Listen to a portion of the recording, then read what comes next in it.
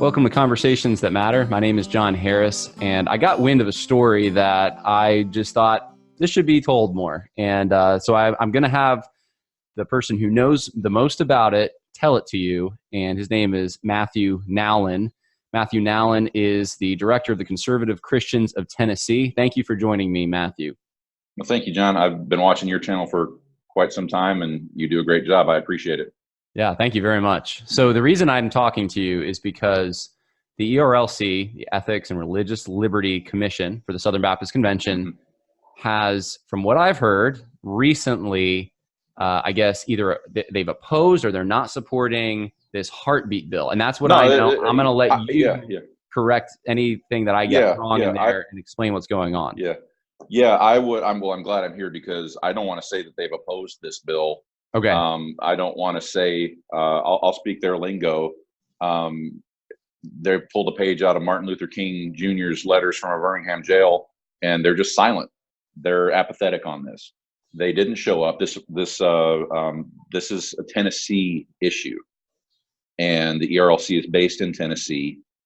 And this isn't just a local issue. This is an issue of national importance, which I think we can get into in a minute.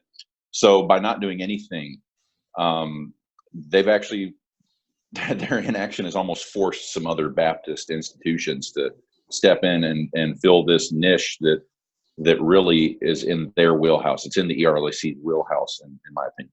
Okay, so other organizations are kind of filling the gap that they should, or we would assume that they would be doing. So explain, let's just start at the beginning here.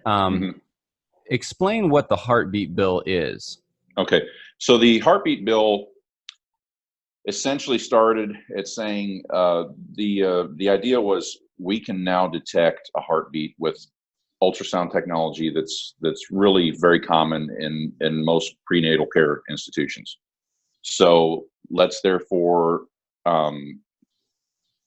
they brought in some doctors to testify. Dr. Brent Bowles helped craft this legislation. He's a teaching doctor. He is an OBGYN. He delivers babies, and he teaches new doctors how to deliver babies. He's a medical expert in Tennessee. Dr. Bowles worked with Mark Fowler of Family Action Council of Tennessee. I'm sorry, David Fowler of Family Action Council of Tennessee. And he worked with Senator Mark Pody, who's out of Lebanon, Tennessee, one of the 33 senators in Tennessee. And they crafted a bill that said, when you have detect a heartbeat, and they argued that from the Ninth Amendment, which reserves rights to people, it's based on common law. They argued that there was a common law protection of babies. And that common law protection, John, is something that we see everywhere. A lot of people don't realize it, but a baby can be deeded property in a will. If a baby is killed in a car accident and there is a murder, a vehicular homicide charge that comes along, a baby will be tacked on as another person that was killed.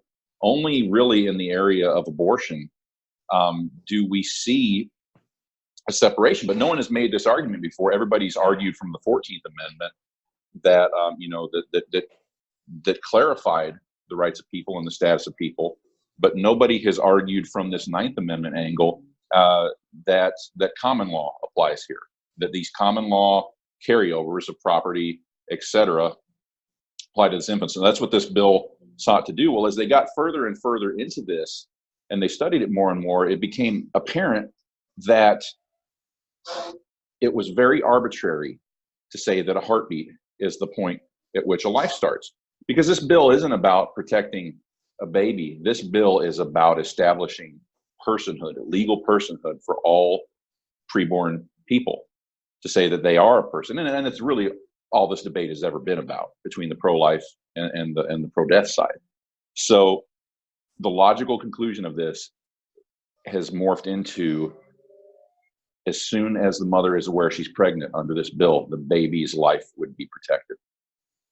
Okay, so you're director of Conservative Christians of Tennessee. You're a Christian, you're a conservative, obviously, and you have been an activist supporting the argument you just put forward and this proposition, this bill. Now, you said that there were some, what are some other sponsors or organizations that have come in to support this? The Tennessee Pastors Network has come in to support this.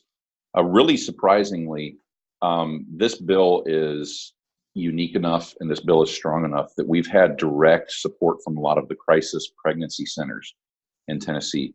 There was a letter delivered to the lieutenant governor and to the governor with 16 pregnancy crisis center signatures on it. These organizations have had to change their bylaws to allow them to speak out on this in some cases because they were not political. Right. Interesting. Okay. So the ERLC then, since they're in Tennessee, and this, you would think this is kind of like the primary thing that they would do, like within the job description that you'd think they would have. But this is not something that they've been, I guess, vocal about. So run through this story then. Like, are they unaware? I mean, I find that hard to believe. Have you tried to contact them? Has anyone else notified them? And then why are they absent? Yeah. So to be honest with you, through the Conservative Christians of Tennessee page, we started, we noticed this absence. So I had reached out to a few of these people on Twitter, specifically. Now, Daniel Darling is one of like the jolliest people that you'll ever run into on Twitter. Like, I honestly just feel like he's a jolly guy that I want to like talk about books with and eat. Like I want to go to his house after church and like my wife to supply a massive vat of milk and cookies and us to talk about books. He wrote The Human Dignity Revolution. I believe that was the title of the book he wrote, wasn't it? What's his position then at ERLC? Just so people know. He's the vice president of communications. Okay. So it makes sense to me that he would be a person at that organization that I would communicate with. Because he's of community. Okay, makes sense. Yeah. So like I got nothing, just with a few, like a tweet in May. Nothing about this. Where are you? So I started tagging him and I started tagging Russell Moore on our page, Conservative Christians of Tennessee, back in April and May on this issue. And the tag would show there, you'd get the black text, you'd be able to click to it and go to their page. And then like the tags would disappear.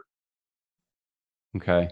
So they were on, like whoever's running their Twitter accounts or them, they were. Oh, yeah. Well, in this case, Facebook. Yeah. Whoever's running their Facebook account was untagging them.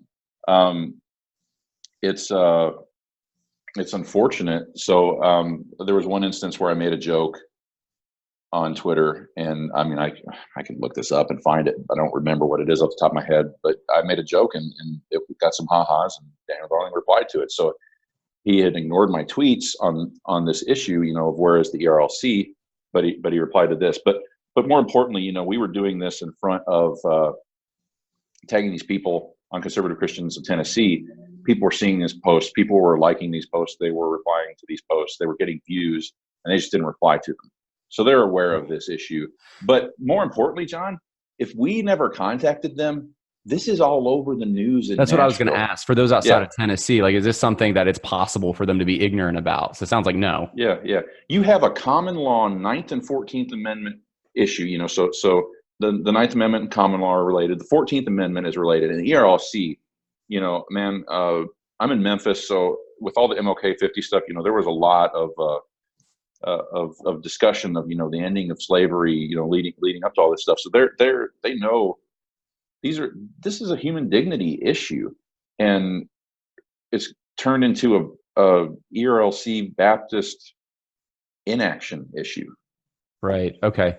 So here's, from my standpoint as someone who just not in Tennessee, but watching this and hearing what you're saying, because I remember, we've communicated a little bit here and there, and you mentioning this like months ago that like, where's the ERLC? They know about this and aren't doing anything. And now finally, it's just obvious that I guess they're not going to get involved. They did some stuff. They did reply to the pressure that folks were putting on them in some ways. The ERLC made like an abortion update video. But that was just like really vague and not specific. In the spring or summer? That was in the summer. It was in the summer. It was produced, so it's not the kind of thing that just appears overnight. Okay. And it wasn't like a complicated offsite, production thing, but it was produced in a studio, it was professionally edited and so forth.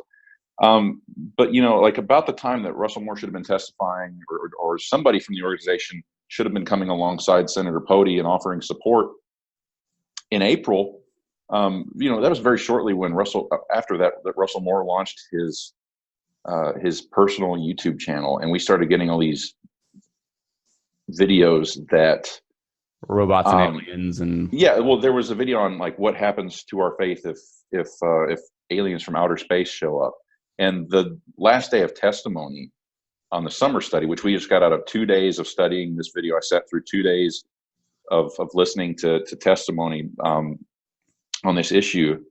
And instead of being there, Russell Moore's channel launched a video or an article of something in the effect of what happens if your child wants to baptize their robot friend, and it cited a book that had been written 15 years ago. So, I mean, yeah, we're moving towards areas of AI. You know, there's machine learning going on at Google and Facebook. I get that, you know, that we're seeing, you know, even more automation. It places everything from McDonald's to whatnot. But there's intelligent learning processes going on around us. I get the implications of what's going on in Hong Kong with government using these sophisticated monitoring systems that learn people's patterns and behaviors. I get the social credit stuff. I get the importance of that.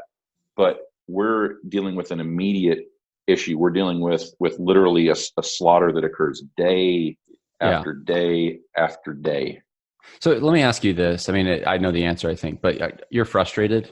Would that be fair to say?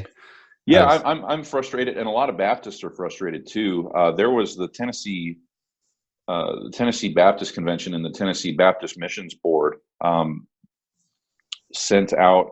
They produced a video, and they sent it to all Southern Baptist churches in Tennessee. And I heard a lot about it from people. A lot of churches showed it, and the Pastor Randy Davis of the who was sent, you know, spoke. He testified on behalf of the Tennessee Baptist Missions Board. He testified eloquently, and he, you know, one of the Democrat senators asked some tough questions of him that really set her up to look poorly, and he couldn't, you know, he. I guess what I'm saying is, you had a pastor in a political wheelhouse who nicely handled himself and delivered 16,000 signatures. And even took heat for being from a group that didn't have female pastors. And he then informed a senator, you know, hey, well, 65% of these signatures, 16,000 signatures that we vetted in this binder are from women. You know, just shut her up and embarrassed her. Why did he have to do that when the Southern Baptists have a lobbying group, essentially? I mean, why did he have to do that when? Why will the ERLC not defend the life of preborn children at something in their backyard when they'll go up to New Jersey and defend the right of Muslims to build a mosque? And by the way, they're bringing David Platt and the International Missions Board on with them to sign that. I mean, that was a local issue, but they filed amicus briefs and they worked along with it. They spent a lot of legal resources on that, but they've done zilch for this. And it's not just a local issue; it's a local issue with national implications. It sounds like this.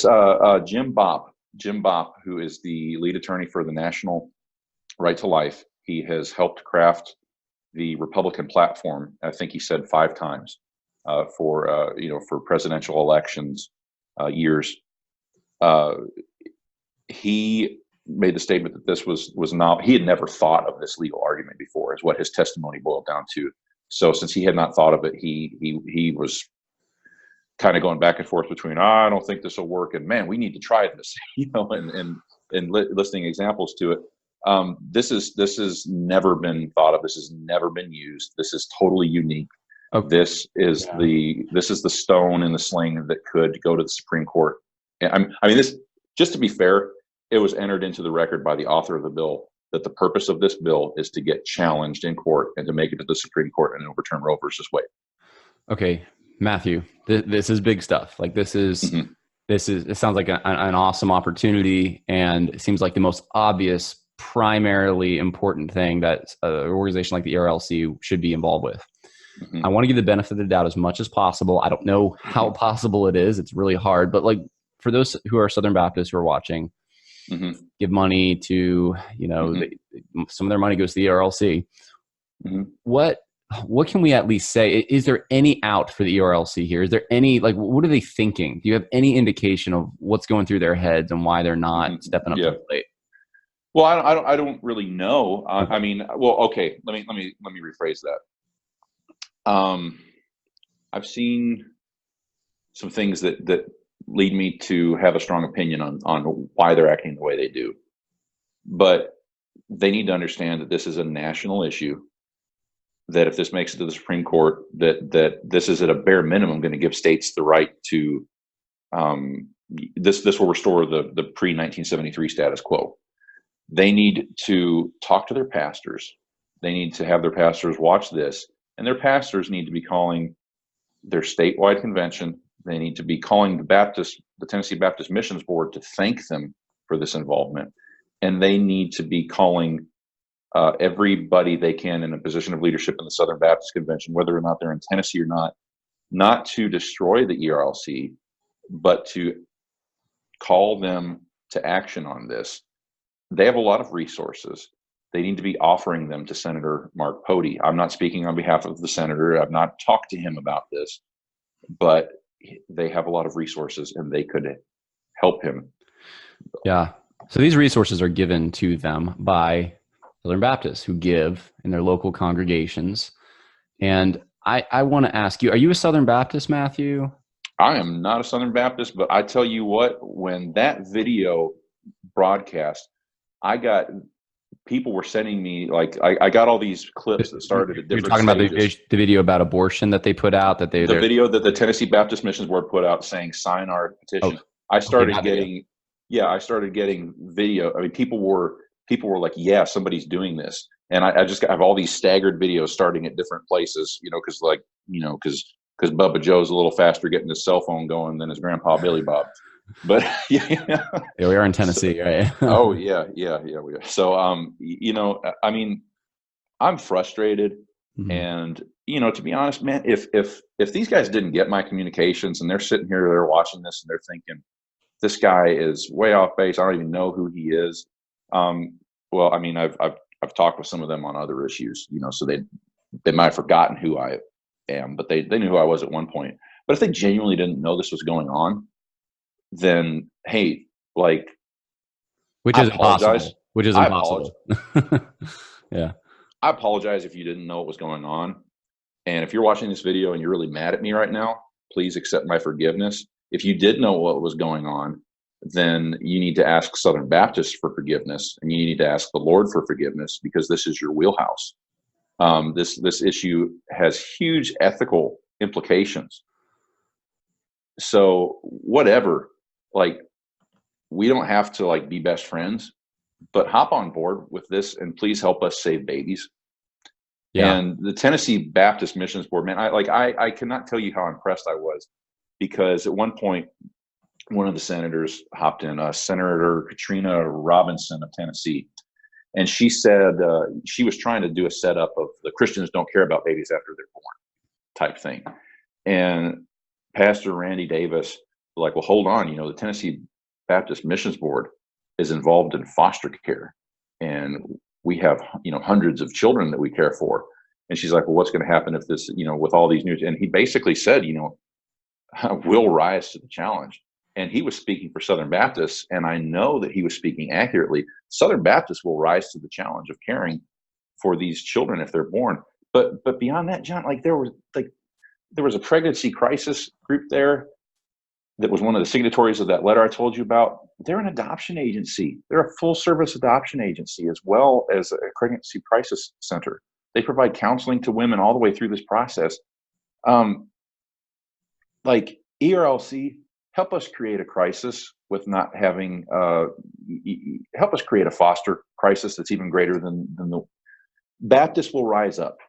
Matthew, you're very nice, because I just Googled Tennessee heartbeat bill, and yeah, it's all over the place. National publications included. There's no way. You'd have to have your head in the sand not to know that this is going on, especially if you live in the state of Tennessee. I've been told if you and you're politically minded. Yeah. I mean, the ERLC was really heavily involved in a bill against animal fighting, and all of them, they lobbied that through, and a lot of them came to the signing of that bill. Wait, this was in Tennessee? Yeah.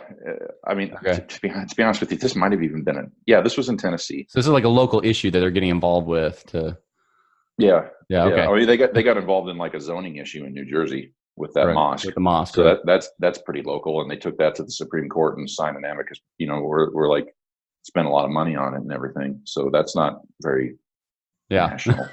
I mean, it is national because it went to the Supreme Court, but it's literally a zoning issue. Right. So yeah. Just equal, weights and measures, just measuring, this and how important what you're talking about is against some of these things that they've gotten involved with, which we just scratch our head. Is that really, Al Mohler uses a term sometimes, theological triage. And I just have to wonder, where are they at? Like, is this a triage problem? But I don't want to speculate on them too much. But, under Richard Lamb, you had an ERLC that, and this is not my quote, but I won't say whose quote it is because this guy wouldn't appreciate me bringing him into it. But under the ERLC under Richard Lamb was really positioning itself as preacher to legislators, and blesser of Baptists. And under Russell Moore really views himself as like a prophet to these wicked Baptists. That's what it seems like. But like, we have these children that are in this womb, and a lot of times, their fathers are pressuring their mothers to abort them. Yeah. And we're, one of the prayer points, we did a 12-point prayer guide for this. One of the things that we prayed was that God would turn the hearts of these children's fathers towards them, as it says in the book of Malachi. And you would think, to me, this is an issue of just simple right and wrong. But I don't understand how social justice warriors don't see this as a huge issue. That's the crux of this whole thing, and you just nailed it. And I think the other thing you said too about the prophetic voice, it does seem like instead of being a prophetic voice to the culture and to the sins of the world, and pushing the antithesis, saying this is wrong, it's diametrically opposed to the law of God, we're going to fight it. Some of the efforts that they've gotten involved with are almost like trying to virtue signal to the world that, like, hey, we're going to be the prophetic voice instead to the church. We're going to whip them into shape. So some of the issues that they're kind of backwards on, they won't be. And of course, there's secondary issues, if issues that should be focused on at all. This is just the primary thing. If you really are concerned about biblical justice, I mean, a modern Holocaust, which is what most Southern Baptists think would agree with me, that's kind of the parallel here. We're killing people. Yeah. That's kind of like, No, we're killing people. See, here's the thing that just amazes me. I mean, this is spoken to in Scripture, a child sacrifice to Moloch. In the Old Testament, it was, sacrifice your child to Moloch, and the gods will, Moloch will grant you prosperity. Your crops will grow well. We'll protect you from war, we'll protect you from violence. And now it's, young lady, you're about to go into college. This is going to affect your prosperity. Abort your baby, and the God of reality and fate will grant you more prosperity than what you have access to right now. And this is an issue that seems in some ways so new, but it has plagued God's people for so long because, there's I'm sure there are possibly some people that would just be wicked enough to kill a child for fun. But really, this is in a lot of ways a calculated decision to sin, to gain. Right. Yeah. This is what I would want to say as being someone who was a Southern Baptist at one point, but I would want to give my money to an organization that is not just officially pro-life, because I don't know the ERLC is officially pro-life. They have to be. That's who the people that are giving them money, that's their support base, or pro-lifers. I wouldn't want to be part of an organization that just has the position. I want to be part of an organization that is doing their utmost best, taking the hard stands to fight this. And John, they've got to. I mean, I had one attorney say there is so much pro-life. Okay, so J.D. Greer made a claim that Southern Baptists were responsible for Alabama passing its pro-life bill. Right. They did. And like Kay Ivey is a Southern Baptist. She signed it. Right. There are a lot of Southern Baptists, but like I've been unable to find any examples of lobbying coming from any Southern Baptist institutes. If I'm wrong, It would actually make me feel good to know that I was wrong. So somebody please tell me. Yeah, comment underneath if that was true, that what J.D. Greer said. But I had a well-known constitutional scholar say there's so much of this activity going on. Ohio, Kentucky, Arkansas, Missouri, Mississippi, Alabama, Georgia. First of all, and here's the other thing. I didn't even think to tell you this.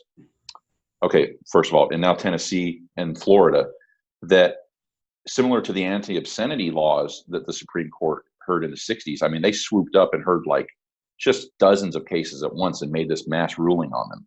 There are enough abortion cases going on that we could see something like that. But John, here's a big reason the ERLC should care about this. Tennessee is seeing an increase in abortions right now. And the reason that it's seeing an increase in abortions right now is because of perception.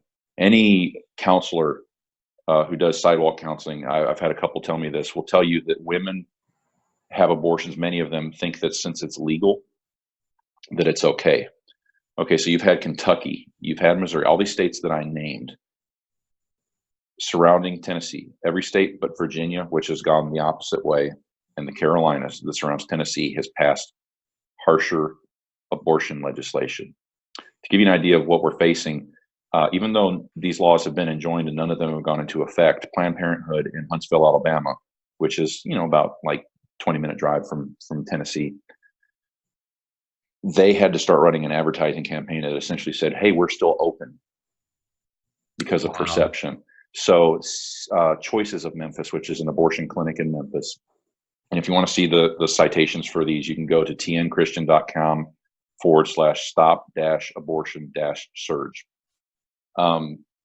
CBS News, Choices in Memphis reported to them an 8% increase in patients and abortions this year.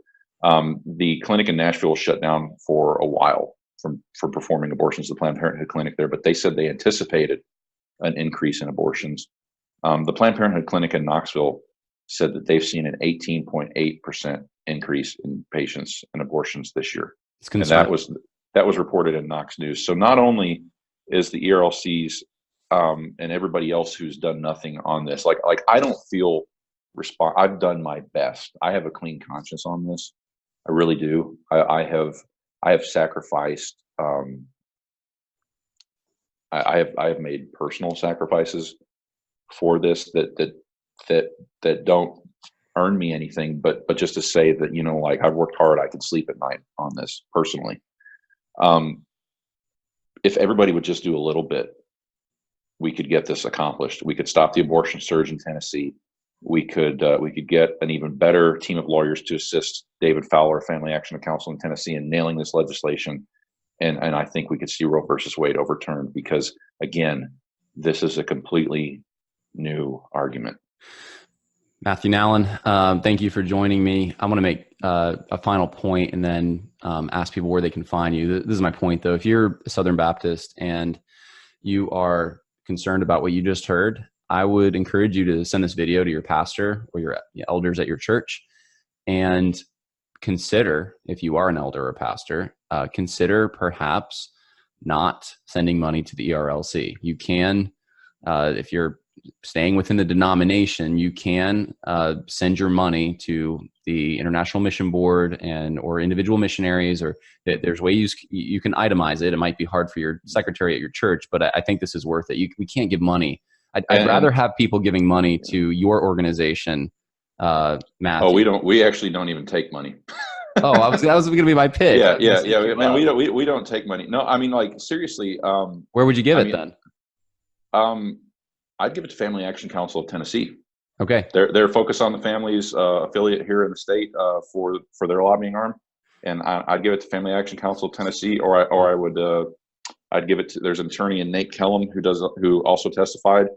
He has an organization whose name escapes me right now, but I'd give it to one of those two groups because they're going to be the ones that see this through. So yeah, if you are more concerned with the abortions that are happening in this country and in Tennessee than you are with your child asking you if the robot can get baptized, give to. And I say that with a laugh a little bit, but I know this is serious. Like I really do. And well, parents that actually teach their children, I had parents contact me that came up to the prayer rally that we did at the Capitol earlier this week during the session, and their children, the ones that taught their children, were asking questions like, "How does abortion happen in America?" Yeah. Not how do I baptize my Build-A-Bear? Yeah. So yeah, which is a reference to Russell Moore's latest video. So Matthew, where can people find you if they want to look you up or ask you a question? Yeah. The best thing right now is to just email me, Matthew@tnchristian.com. All right. And that's TN, T, and as in the abbreviation for Tennessee, Christian.com. Well, Matthew, thank you for the work you're doing with the being the director of the Conservative Christians of Tennessee, and for giving us this information, which is a little hard to hear, but I'm encouraged that this argument is going forward. Last question for you: do you think this is going to pass? What are the chances, or do you even want to speculate? Yeah, we have this passed the House. It has to be conferenced with the House again if this version passes the Senate. There's been a lot of uproar, so people do need to be praying.